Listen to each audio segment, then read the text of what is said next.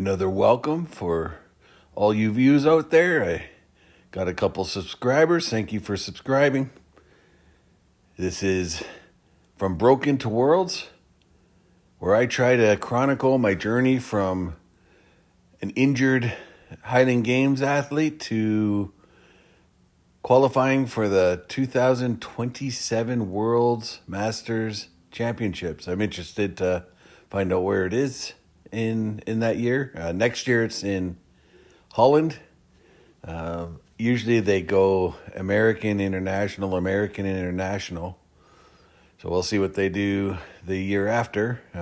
Be interesting. Sorry for the volume or the lack of volume in this video. When I recorded it, picked up this weird, almost sounded like a distant car alarm sound. I'm not too sure where that sound came from or how it came about, but sorry for the no sound. I love listening to general clanging of weights and gym sounds. So, oh well, it's not today. As you can see, I've set up a different box squat. I did it with just the bench. I think I'm going to go with that moving forward. It's a bit lower, not too much, but a little bit lower. But it's just easier to set up. You just pull the bench there. So I think I'm going to probably move in that direction for the at least the short term. We'll see how my knees go. And I just did 135. Again, my knees are pretty toast, but they are getting better. Like doing this, I would have been crippled today. That I'm recording my dub over the following day. I would have been pretty crippled. I'd be gibbling around. But my knees are a bit sore, so they're not like completely healed. But they're a bit sore. They are a lot better. To put it into perspective, I was having trouble walking maybe a couple months ago, 2 or 3 months ago. And when I stood up, I'd have to kind of warm up my knees before I could walk. And it was really a lot of pain. Now it's just kind of a little bit annoying. And I probably would, if there was a competition coming up, think I probably would compete. I know I would be limited, but I wouldn't be uncompetitive, if that makes sense. I would have been okay with not scoring as well or throwing as far, but I wouldn't have been crippled after. So that's kind of done a lot of work on my knee, rehab, and it's starting to come around the corner. My shoulders too, they are starting to come around the corner as well. Here's my light day shoulder press. So I do the axle bar just to change it up, just for variety's sake, essentially. There's no, from what I can see, any particular advantage to doing the axle bar. But just change it up a bit. And because they're light, they went well. That's the way things go with lifting. So after this, I do some cleans, and I'm increasing the weight pretty good. And wanted to give a little review of the Bells of Steel weightlifting bar.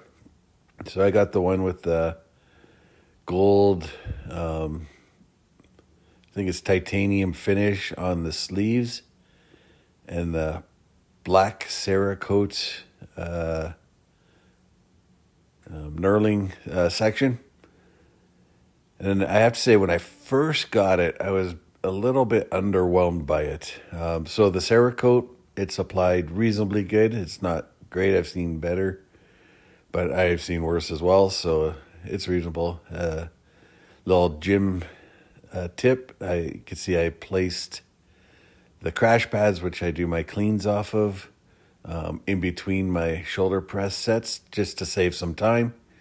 since I'm resting in between sets for the shoulder press anyways, might as well get something set up and ready to go. And so that's what I did. But back to the barbell. Cerakote's, I'm not a huge fan of Cerakote. It's not, like I said, it's applied decently. But I do find, though, that Cerakote and chalk, as long as the knurling is decent, is a pretty good combination. It actually works really well. So it's a little tip that if you have a Cerakote bar and you need a little stronger grip, that actually chalk does a really good job of gripping on at least Bells of Steel Cerakote anyways. So, but when I first got it, I was underwhelmed by it. The knurling is nice, but I found the spin to be kind of rough. It wasn't smooth. So it's kind of like, it's just for context sake, I'm comparing it. When I went to my old gym, they had an Alico weightlifting bar, which is kind of the creme de la creme, at least one of the top weightlifting bars. And so maybe that's a totally unfair comparison. So the knurling on the Alico is nicer than Bell's, but Bell's is still a really nice knurling on it. The spin was a little rough, and so it's just, it worked. But as I've used it, probably set the bearings properly, lined them up properly or something. I think it's a really good bar now. So if you get it, you might be at first a little underwhelmed, but break it in and hopefully it'll be a good bar like mine was. Now I think, would I lift with this over the Alico? No, but I don't feel like I'm really missing out on much here. The only thing that I feel like I'm really missing out is the Alico knurling, which is, I don't know, some sort of next level knurling. They have a really unique knurling on their bar. So that's the only thing but that's not a really big deal to me.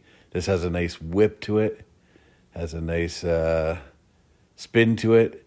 If I had any complaint with the spin now, it's a little too spinny, but I'm really nitpicking at this point. For the price, it is a fantastic weightlifting bar, and I'm really happy to have got it.